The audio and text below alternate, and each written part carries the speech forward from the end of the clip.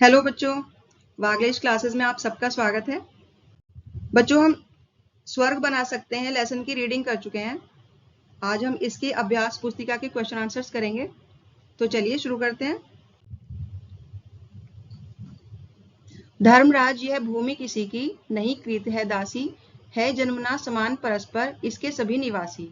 सबको मुक्त प्रकाश चाहिए, सबको मुक्त समीरण, बाधा रहित विकास मुक्त आशंकाओं से जीवन।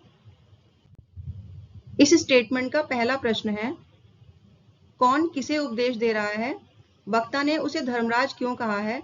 उसने भूमि और भूमि पर बसने वाले मनुष्यों के संबंध में क्या कहा है? जिसका उत्तर है भीष्म पितामह धर्मराज युधिष्ठिर को उपदेश दे रहे हैं।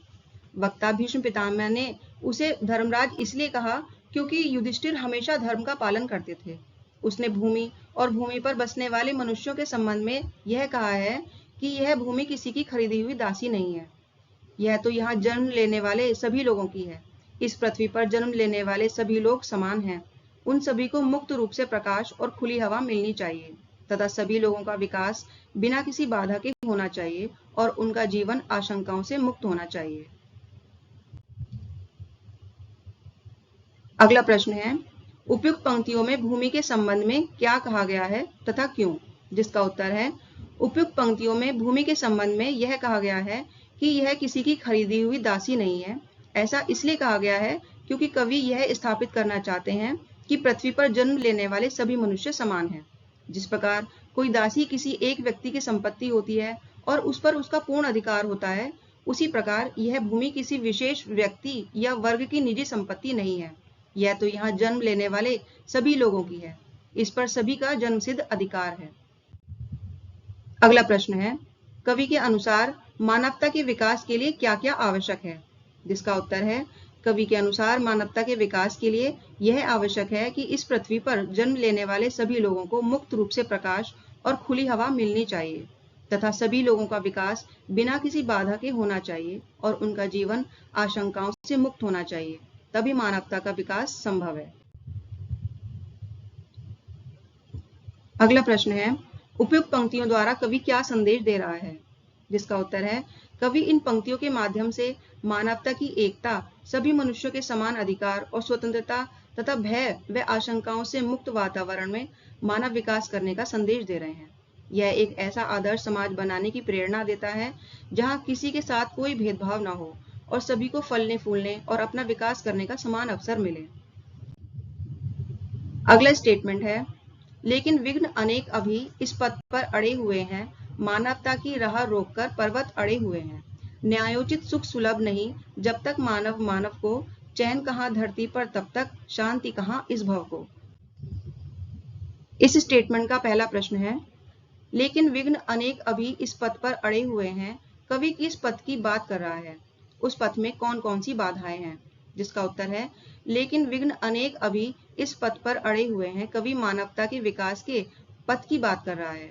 उस पथ पर अन्याय, असमानता और भेदभाव की बाधाएं हैं। जब तक मनुष्यों को न्याय के अनुसार समान अधिकार प्राप्त नहीं होंगे, तब तक समाज में शांति स्थापित नहीं हो सकती।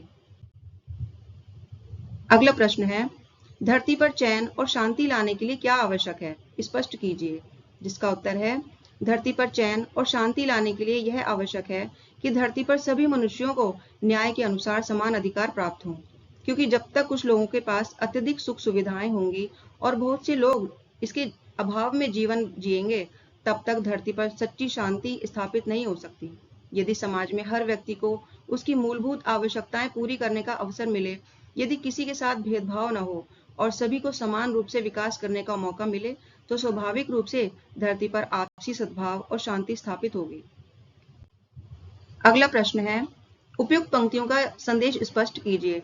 जिसका उत्तर है उपयुक्त पंक्तियों का मुख्य संदेश न्यायपूर्ण और समान समाज की स्थापना की आवश्यकता पर जोर देता है, जिसके बिना सच्ची शांति और चैन संभव नहीं है। कवि यह संदेश देते हैं कि वर्तमान में मानवता के विकास के मार्ग पर अन्याय, असमानता और भेदभाव जैसी नकारात्मक अनेक बाधाएं खड़ी हैं, जो मनुष्य के बीच दूरी पैदा करती हैं और प्रगति को रोकती हैं। यदि विश्व में सच्ची शांति और चैन लाना है, तो यह आवश्यक है कि प्रत्येक व्यक्ति को समान अवसर व अधिकार मिले और किसी के साथ कोई भेदभाव ना हो। अगला प्रश्न है, उपयुक्त पंक्तियों का भावार्थ स्पष्ट कीजिए।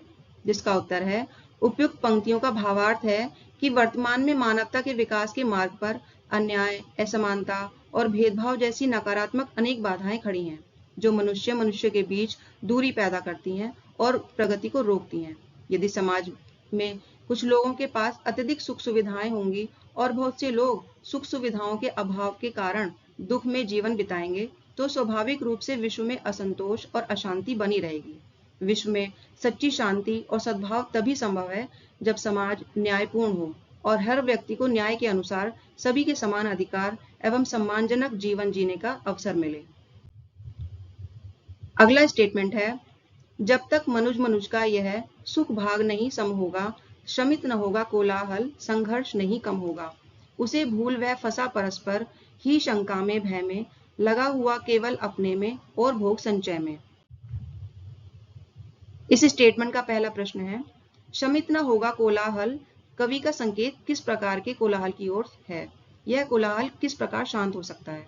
जिसका उत्तर है, शमित न होगा कोलाहल पंक्ति में कवि का संकेत उस अशांति व शोरगुल की ओर है जो समाज में मनुष्यों के बीच असमानता और स्वार्थ के कारण व्याप्त है। यह कोलाहल अन्याय, भेदभाव और अभाव की भावना से उत्पन्न होता है। यह कोलाहल तभी शांत हो सकता है जब सभी मनुष्यों को समान रूप से प्रकृति के सभी साधन उपलब्ध हो जाएंगे। समानता के आधार पर सबको सुख प्राप्त करने के समान अधिकार दिए जाएंगे तथा स्वार्थ से ग्रसित लोग अपने लिए धन संचय करने को त्याग देंगे ताकि संदेह तथा भय का वातावरण समाप्त हो जाए।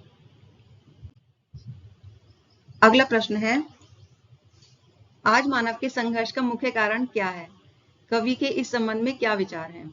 जिसका उत्तर है, आज मानव के संघर्ष का मुख्य कारण यह है कि मनुष्य को समान रूप से प्रकृति के सभी साधन उपलब्ध नहीं है तथा समानता के आधार पर सबको समान अधिकार प्राप्त नहीं है। स्वार्थ से ग्रसित लोगों के द्वारा केवल अपने लिए धन संचय में लगे होने से संदेह तथा भय का वातावरण बना रहता है। कवि के इस संबंध में विचार यह है कि जब तक मनुष्य इस भूल को त्याग कर अपने स्वार्थ से ऊपर उठकर दूसरों के कल्याण के बारे में नहीं सोचेगा और जब तक मनुष्य मनुष्य के बीच सुख साधनों का समान बंटवारा नहीं होगा, तब तक यह कोलाहल और संघर्ष कम नहीं होगा। अगला प्रश्न है, कवि के अनुसार आज का मनुष्य कौन सी बात भूल गया है तथा वह किस प्रवृत्ति में फंस गया है? जिसका उत्तर है, कवि के अनुसार आज का मनुष्य यह बात भूल गया है कि सभी मनुष्यों को समान रूप से प्रकृति के सभी सुख साधन उपलब्ध हैं तथा समानता के आधार पर सबको अधिकार प्राप्त है। इस कारण वह केवल अपनी व्यक्तिगत इच्छाओं, भोगों और धन संपत्ति के संग्रह की प्रवृत्ति में फंस गया है। उसे दूसरों के सुख दुख की कोई चिंता नहीं रह गई है और वह अपने स्वार्थ को ही सर्वोपरि मानने लगा है। अगला प्रश्न है, लगा हुआ केवल अपने में और भोग संचय में पंक्ति का आशय स्पष्ट कीजिए। जिसका उत्तर है, लगा हुआ केवल अपने में और भोग संचय में पंक्ति का आशय यह है कि आज का मनुष्य स्वार्थी हो गया है और पूरी तरह से अपने व्यक्तिगत सुखों को प्राप्त करने और भौतिक धन संपत्ति को इकट्ठा करने में ही लगा हुआ है। उसका दूसरों की आवश्यकताओं, भावनाओं और दुखों की ओर कोई ध्यान नहीं है, जिससे समाज में असमानता, प्रतिस्पर्धा और अशांति बढ़ती है। कवि इस मनोवृत्ति की आलोचना कर रहे हैं क्योंकि उनका मानना है कि जब तक मनुष्य अपने स्वार्थ की इच्छा से बाहर नहीं निकलेगा, तब तक समाज में शांति स्थापित नहीं हो पाएगी। अगला स्टेटमेंट है, प्रभु के दिए हुए सुख इतने हैं विकीर्ण धरती पर, भोग सकें जो उन्हें जगत में, कहां अभी इतने नर। सब हो सकते तुष्ट एक सा, सब सुख पा सकते हैं, चाहे तो पल में धरती को स्वर्ग बना सकते हैं। इस स्टेटमेंट का पहला प्रश्न है, प्रभु के दिए हुए सुख इतने हैं विकीर्ण धरती पर पंक्ति द्वारा कवि क्या कहना चाहता है? जिसका उत्तर है, प्रभु के दिए हुए सुख इतने हैं विकीर्ण धरती पर पंक्ति द्वारा कवि यह कहना चाहता है कि ईश्वर ने इस पृथ्वी पर सुख और आनंद के अपार साधन बिखेरे हुए हैं। प्रकृति में सुख और आनंद के इतने संसाधन मौजूद हैं कि हर मनुष्य सुखी जीवन जी सकता है। कवि का तात्पर्य यह है कि धरती पर जीवन को आनंदमय बनाने के लिए पर्याप्त चीजें उपलब्ध हैं। यह कमी ईश्वर की ओर से नहीं है। अगला प्रश्न है, कहां अभी इतने नर पंक्ति द्वारा कवि क्या समझाना चाहता है और क्यों? जिसका उत्तर है, कहां अभी इतने नर पंक्ति द्वारा कवि यह समझाना चाहता है कि ईश्वर ने इस पृथ्वी पर सुख और आनंद के इतने अपार साधन बिखेरे हुए हैं कि उन सुख साधनों का उपयोग करने के लिए धरती पर अभी इतने मनुष्य नहीं हैं। अर्थात धरती पर अभी इतने मनुष्य नहीं हैं कि सुख संसाधन उनके द्वारा उपभोग करने पर समाप्त हो जाएं। कवि ऐसा इसलिए कह रहा है क्योंकि यदि मनुष्य स्वार्थ को त्याग कर समान भाव से पृथ्वी पर मौजूद सुख साधनों का उचित बंटवारा कर उपभोग करे तो पृथ्वी के सभी मनुष्य सुखी जीवन व्यतीत कर सकते हैं। पृथ्वी पर सुख संसाधनों की कोई कमी नहीं है। अगला प्रश्न है, उपयुक्त पंक्तियों का भावार्थ स्पष्ट कीजिए। जिसका उत्तर है, उपयुक्त पंक्तियों का भावार्थ यह है कि ईश्वर ने इस पृथ्वी पर सुख और आनंद के इतने साधन बिखेरे हुए हैं कि उन सुख साधनों का उपयोग करने के लिए धरती पर अभी इतने मनुष्य नहीं है। पृथ्वी के सभी मनुष्य उन सुख साधनों का उपभोग कर संतुष्ट हो सकते हैं तथा एक समान सुख पा सकते हैं। कवि का मानना है कि वर्तमान में जो असमानता और दुख व्याप्त है वह ईश्वर की कमी के कारण नहीं बल्कि मनुष्यों की अपनी बुरी सोच और स्वार्थी व्यवहार के कारण है। यदि मनुष्य अपनी मानसिकता में बदलाव लाए और मिलजुल कर प्रेम और समानता के साथ रहे तो यह धरती वास्तव में स्वर्ग बन सकती है। अगला प्रश्न है, कवि के अनुसार इस पृथ्वी को स्वर्ग किस प्रकार बनाया जा सकता है। जिसका उत्तर है, कवि के अनुसार इस पृथ्वी को स्वर्ग इस प्रकार बनाया जा सकता है कि यदि सभी मनुष्य स्वार्थ को त्याग कर समान भाव से भगवान द्वारा दिए गए पृथ्वी पर मौजूद सुख साधनों का उचित बंटवारा कर उपभोग करें तो पृथ्वी के सभी मनुष्य संतुष्ट होकर सुखी जीवन व्यतीत कर सकते हैं।